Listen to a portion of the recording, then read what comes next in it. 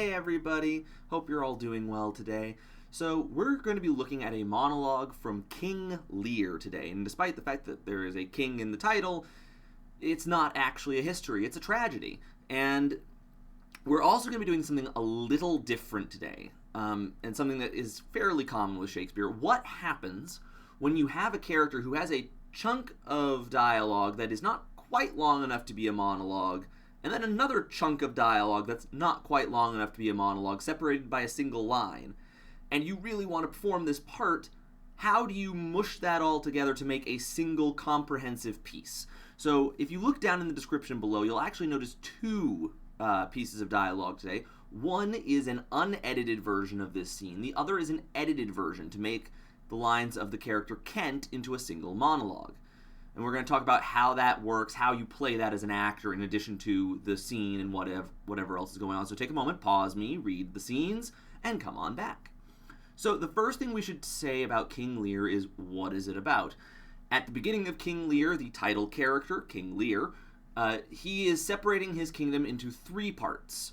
And he has promised each of his three daughters 1/3 of the kingdom if they will tell him that he loves him, that they love him.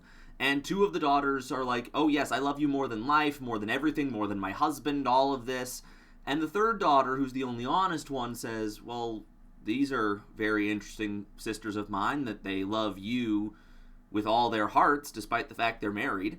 And Lear takes this the wrong way and basically banishes his third daughter and says, go away. He also banishes, technically, Kent. And Kent, being the honorable man that he is, basically later in the show disguises himself so that he can still serve his king.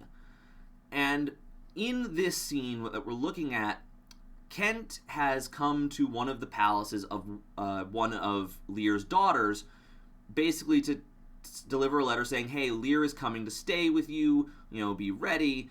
And along the way, he has run into a character named Oswald, who is the servant to Lear's other daughter.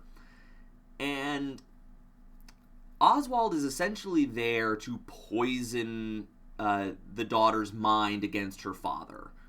Now, we know already, because both daughters are not great people, that she's not going to be 100% behind her father coming to visit, but Oswald's basically bringing word to this second daughter that, hey, by the way, your father's kind of going nuts. We should make sure that you should treat him poorly. And Kent, being the honorable man that he is, knows that this is what Oswald is here to do, and basically goes on a mile-long rant calling him every name he can think of. So when you look at the original of this, what you're going to notice is that a lot of things are intercut. Oswald has lots of little one-line responses to Kent. And so what we've done is, and this doesn't always work, but what we've been able to do with this particular one is all I've done is just removed Oswald's lines from the scene. And what that does for me is that creates a monologue that you see as the edited version below of just Kent's lines during this. Now, obviously, Kent's lines are based off of what Oswald's responses to him are. So as an actor playing that, what you have to do is you have to figure out how that's going to go. There are two different ways you can take it. Either one, you take it as, hey, it's a change in your thought process. And, as you're going through, suddenly, oh, I've got a new idea and I'm going to move on with it. So basically, the one way is play it as if Kent is alone on stage, and instead of reacting to somebody else's information, is instead changing thought processes within that speech. The second is to still imagine that there's this person that you're talking with. Have this imaginary scene partner and listen to their responses. I'm going to do a combination kind of the two. Where a couple of these, particularly in the longer section, it's more of just a switch in gears, but in the shorter sections at the top, it's more of I'm listening to this imaginary scene partner. So take a look, see how it all goes. I love thee not. If I had thee in Lipsbury pinfold, I would make thee care for me. Fellow, I know thee.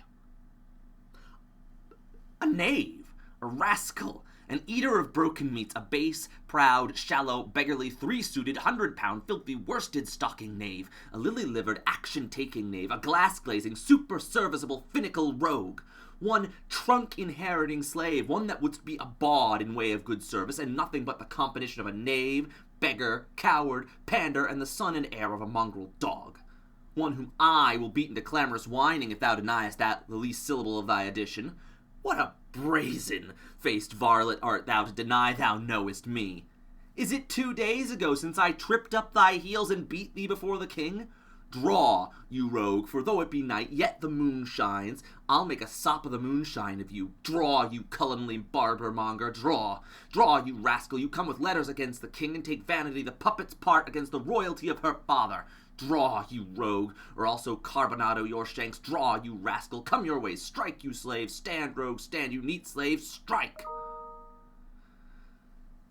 So yeah, if you look at the top, those first few lines being the shorter ones, I started trying to listen to this, but then in the middle, between thy addition and what a brazen-faced varlet, it's just a matter of, and we're switching gears in terms of what he's saying.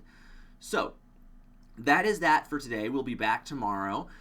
Very quickly, just as a friendly reminder to all my students who may be watching this, if you do have any questions, please feel free to comment or reach out to me somehow. Just if you have a question or if you need anything right now during these troubled times, let me know, okay?